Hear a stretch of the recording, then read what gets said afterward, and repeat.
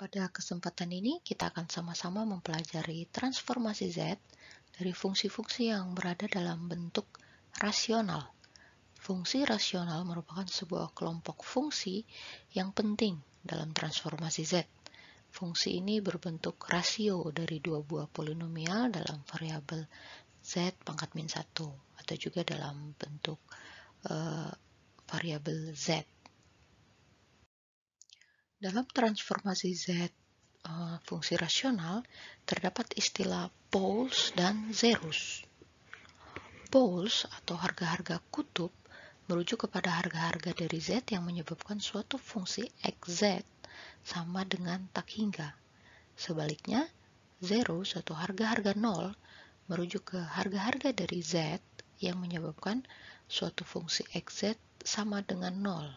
Sebagai contoh, misalnya ada sebuah fungsi xz seperti ini, xz sama dengan 1/1 minus z pangkat min 1, atau jika kita ubah bisa sama dengan z per z kurang 1. Di sini harga ada terdapat satu buah harga pole P1, yaitu ketika z sama dengan 1. Ketika Z sama dengan 1 akan menyebabkan harga dari xz sama dengan tak hingga. Sedangkan kalau kita ganti harga Z sama dengan 0 akan menyebabkan harga dari xz sama dengan 0. Jadi kita bilang ada satu buah harga zero, yaitu ketika Z sama dengan 0. Misalkan xz adalah sebuah fungsi rasional. Fungsi rasional seperti ini, rasio dari suatu fungsi B dan terhadap fungsi A seperti ini. Nah, kita bisa menyatakannya menjadi rasio dari polinomial seperti ini terhadap polinomial seperti ini. Jadi polinomial ini per polinomial ini. Di sini B0, B1, dan seterusnya sampai Bm adalah koefisien-koefisien dari polinomial.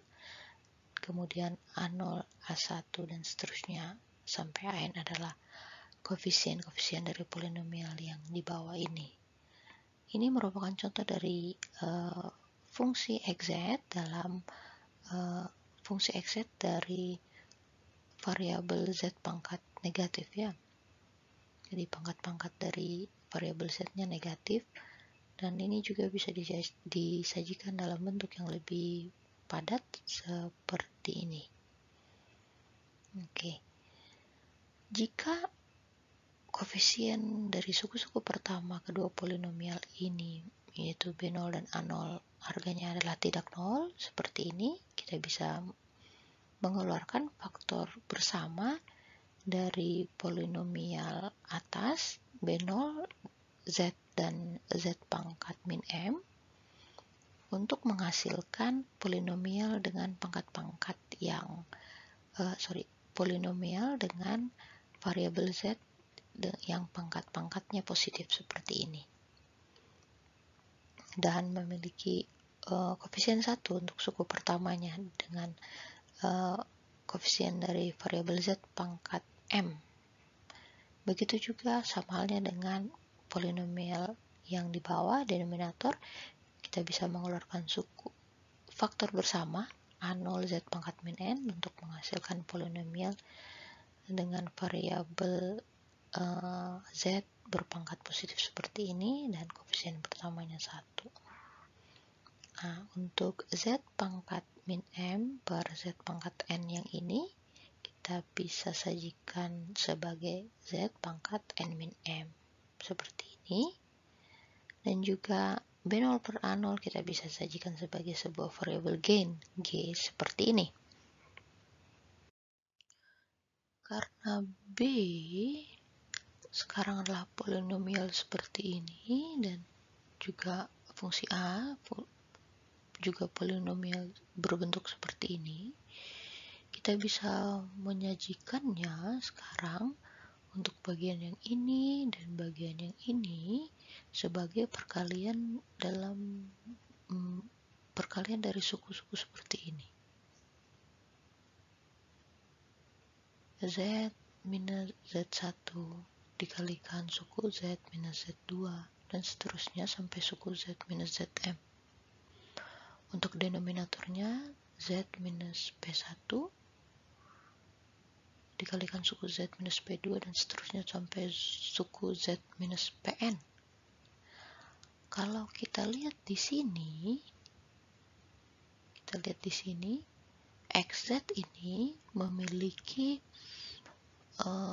M buah zeros, yaitu pada saat harga Z sama dengan Z1 sama dengan Z2 seterusnya sampai dengan sama dengan Zm.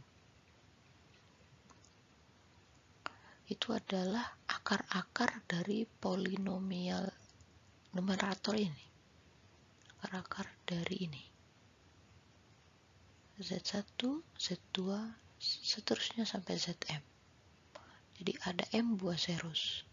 Dan sekarang XZ memiliki N buah poles.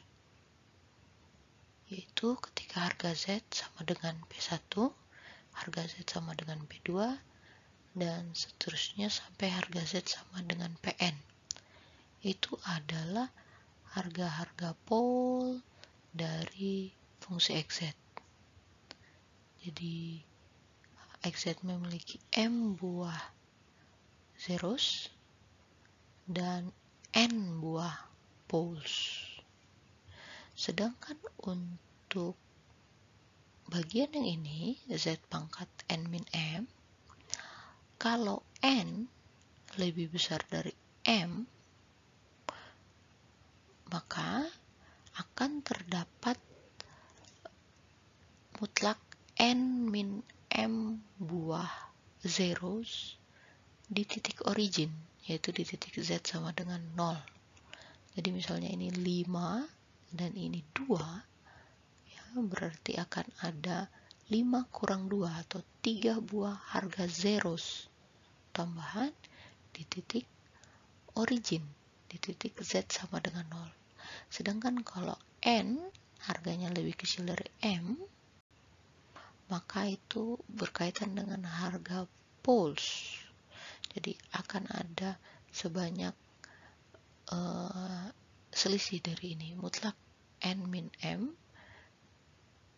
harga poles dan sama di posisi origin di Z sama dengan 0. Jadi misal kalau ini harganya 3, ini harganya 5, oke, berarti akan ada selisihnya ada 2 buah poles di titik Z sama dengan 0. Oke. Nah, sekarang untuk fungsi yang ini kita bisa sajikan dalam bentuk yang kompak seperti ini. Dalam bentuk perkalian dengan batas. K sama dengan 1 sampai M untuk suku ini dari suku Z minus ZK, dan ini untuk denominatornya perkalian terbatas dari K sama dengan 1 sampai suku N untuk Z minus PK. Nah, selanjutnya ini adalah contoh soal. Tentukanlah pole dan zero dari sinyal berikut. Ada sinyal Xn sama dengan A pangkat N dikalikan sinyal step UN dan harga A positif. Pertama-tama kita cari dulu transformasi Z dari Xn. Jadi Xz di sini sama dengan 1 per 1 minus A Z pangkat min 1. Kalau kita jadikan bentuk dari variabel Z positif, ini jadi Z per Z min A. Oke, XZ ini memiliki ROC untuk harga mutlak Z lebih besar dari mutlak A. Oke, di sini kita dapat melihat untuk bagian atas ini yang kaitannya dengan zeros, dan ini adalah bagian bawah dari fungsi rasional yang kaitannya dengan pole. Zero menyebabkan XZ 0, yaitu ketika Z sama dengan 0. Ini ada satu buah zeros, jadi ada satu buah zeros, ini ada 0, ada satu buah Z1, yaitu ketika Z sama dengan 0, dan untuk pole-nya, kita lihat yang denominatornya ini, untuk suku ini, ada satu juga, yaitu ketika Z sama dengan A. Berikutnya kita akan melihat gambar dari pole zero pattern untuk sinyal XN ini. Ini adalah gambar dari pole zero pattern, ya. Pole zero pattern sinyal XN yang kita lihat di soal sebelumnya, A pangkat N UN. Nah, A positif, A positif. Kita lihat di sini ada sebuah pole di titik sini. Z sama dengan A. Dan ada sebuah zero di titik origin di Z sama dengan 0. Oke. Nah, yang perlu kita perhatikan, harga dari, titik dari pole tidak masuk ke dalam ROC. Kembali lagi, pengertian dari pole adalah harga dari Z yang menyebabkan XZ atau transformasi Z dari suatu sinyal itu sama dengan tak hingga. Berarti tidak ada konvergens di situ. Jadi di sini perhatikan bahwa pole tidak akan tercakup di dalam ROC. Contoh 2, tentukanlah transformasi Z dan sinyal yang berkorespondensi dengan informasi poles dan zero yang ditunjukkan oleh pole zero plot, ya, oleh gambar ini. Yang ditunjukkan oleh gambar ini. Nah, di sini kita bisa lihat ada satu buah zeros di sini, Z1. Harganya adalah 0. Kemudian ada satu buah zero lagi di sini, Z2. Harga Z2 di sini informasinya kita tahu dari jari-jari dari cincin ini adalah R. Jadi, dan sudut yang dibentuk antara sumbu rel dan garis ini adalah omega 0. Berarti kita bisa dapat posisi Z2 di sini ada di proyeksi dari titik ini, atau kita bisa bilang vektor di sini ke sumbu rel Z. Itu Z2 sama dengan R, panjang dari garis ini, itu jari-jari, kosinus sudut di antaranya, omega 0. Oke, hanya ada dua buah zeros, dan kemudian ada pole di sini, P1, yang bisa kita nyatakan dalam bentuk polar. Magnitudo dari garis ini yang R, jadi R dikalikan eksponensial kompleks dalam bentuk E pangkat J sudut ini, omega 0. Omega 0.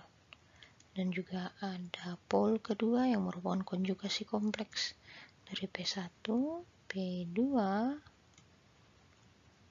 R juga panjangnya dari sini ke sini, tapi sudutnya ini searah jarum jam jadi negatif. Omega 0, E pangkat minus J omega 0, seperti ini. Dari informasi Z1, Z2, dan P1 dan P2, kita dapat memperoleh transformasi set yang dibutuhkan. Itu transformasi setnya, misalnya kita nyatakan dalam sinyal XZ. Nah, sebuah gain tertentu, kemudian kita bisa nyatakan bentuk seperti ini, Z minus Z1 dikalikan Z minus Z2 per Z minus P1 dikalikan Z minus P2. Harganya menjadi Z minus 0, Z minus R kosinus omega 0 per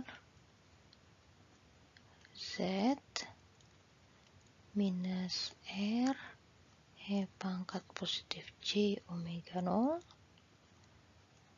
dikalikan Z minus R E pangkat negatif J omega 0. Seperti itu. Jika kita tulis kembali X Z sama dengan gain ini Z dikalikan Z minus R cos omega 0 per Z minus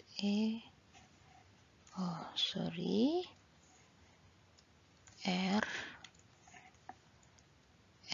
E pangkat positif J omega 0 dikalikan Z minus R E pangkat negatif J omega 0, atau ini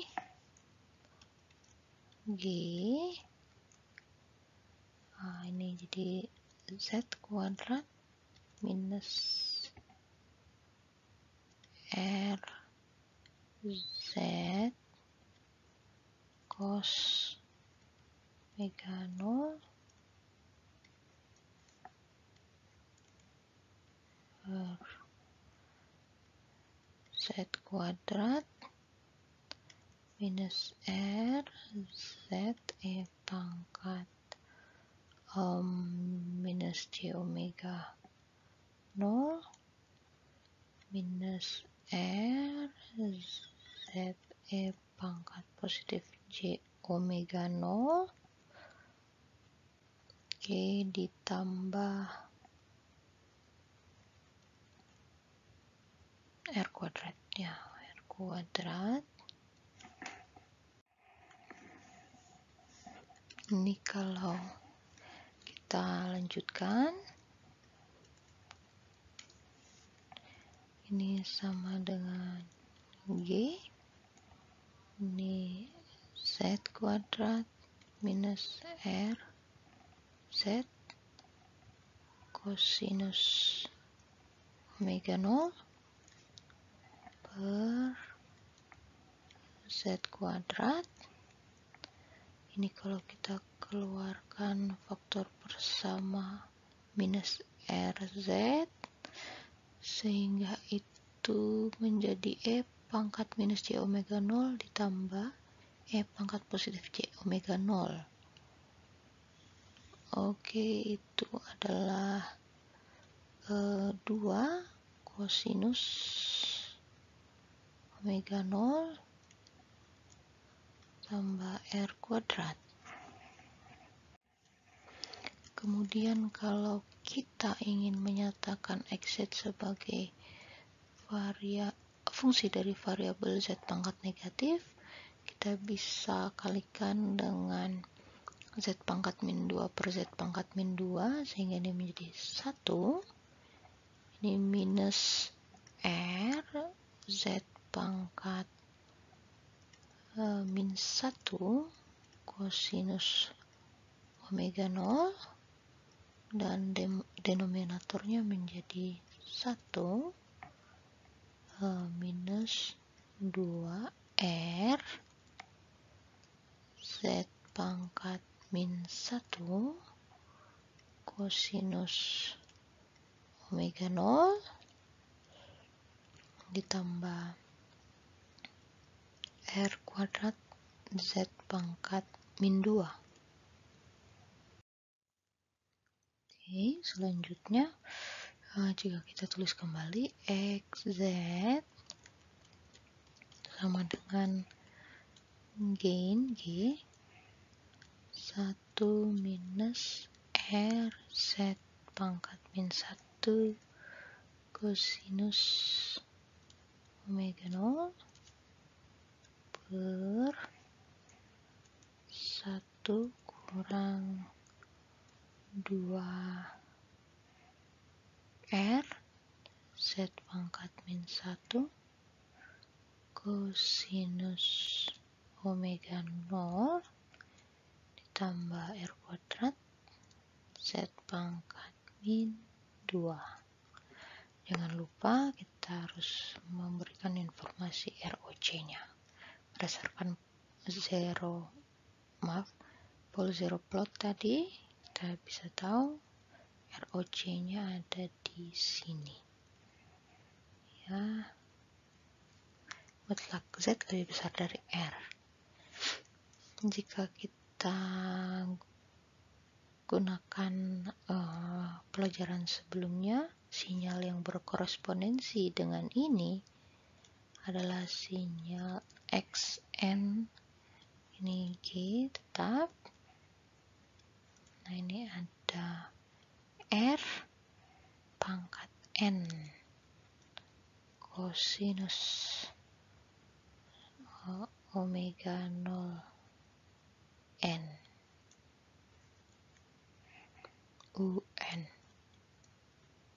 Oke, seperti itu.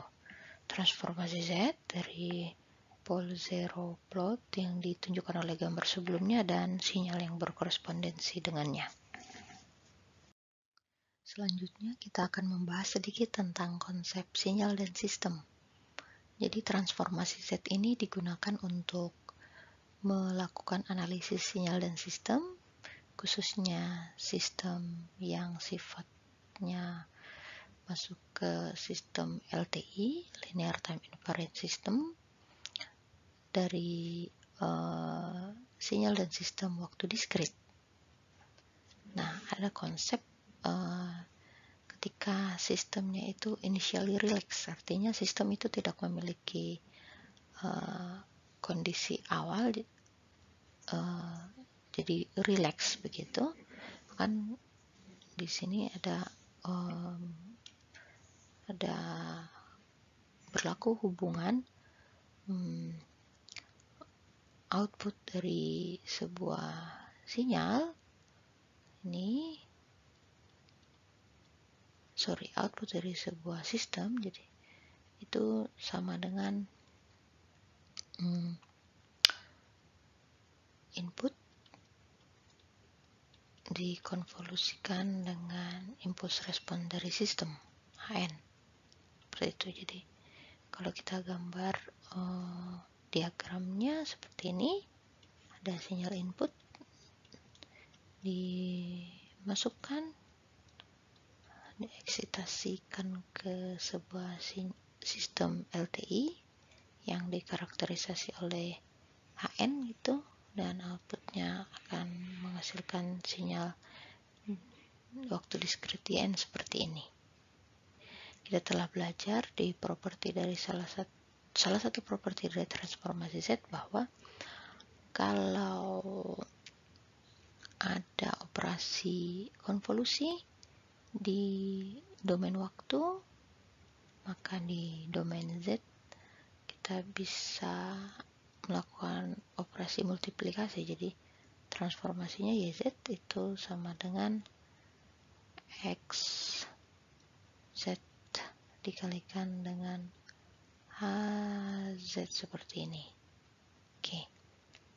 Nah, di sini kita bisa lihat kalau kita lakukan identifikasi sistem, di mana yang kita tahu hanya ada input dan output dan kita tidak tahu sistemnya seperti apa, kita bisa lihat hubungannya kalau di Z domain, HZ ini adalah transformasinya output YZ dibagi transformasinya input XZ. Seperti ini. Nah, oke, transformasi dari HN ini istilahnya adalah system function atau fungsi sistem function. Saya pakai istilah bahasa Inggris saja ya, system function. Nah, misalkan ini ada contoh ketiga, misalnya ada sebuah sistem LTI waktu diskrit, sistem LTI waktu diskrit dan kausal gitu, kausal yang dikarakterisasi oleh persamaan ini. Output bergantung kepada, jadi sinyal output dari sistem tersebut setengah dari output sebelumnya yn-1 dan ditambah 2 kali sinyal input 2xn. Nah, kemudian hendak dicari sistem functionnya atau HZ. Nah, seperti ini kita bisa manfaatkan properti dari transformasi Z. Kita lihat kalau kita transformasikan persamaan beda ini, YN kita bisa jadikan sebagai YZ, kemudian setengah YN-1 ini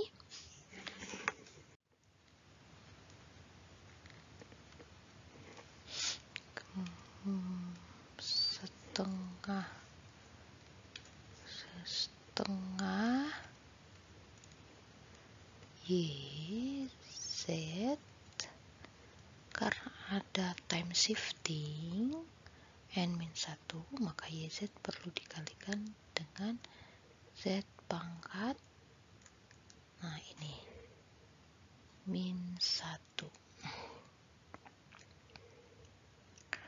kemudian ditambah transformasi dari 2xn, 2xz.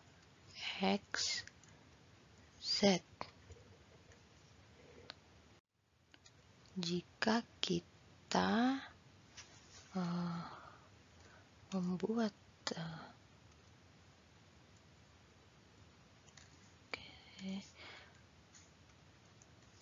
YZ yang suku-suku yang mengandung YZ menjadi satu grup di sebelah kiri sama dengan, kita bisa menyajikannya seperti ini, dan di sebelah sama persamaan seperti ini.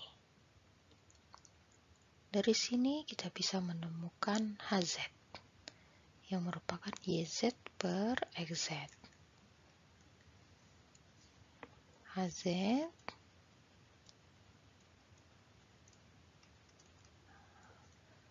yaitu YZ per XZ sebagai 2 per 1 minus setengah Z-1. Oke, ini adalah sistem function dari suatu sistem LTI kausal 2 per 1 minus setengah Z pangkat -1. Oke, ROC-nya kausal adalah mutlak Z lebih besar dari setengah. Jika kita ingin mencari impulse respon dalam time domain, jadi kita mencari AN dari HZ tersebut, kita bisa lakukan inverse dari transformasi Z. Materi tentang inverse transformasi Z akan dibahas lebih lanjut setelah ini. Namun untuk saat ini HN-nya adalah